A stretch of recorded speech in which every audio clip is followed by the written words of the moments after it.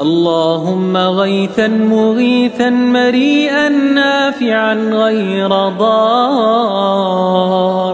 اللهم سقيا رحمة لا سقيا عذاب ولا هدم ولا غرق. اللهم غيثا تحيي به البلاد وتغيث به العباد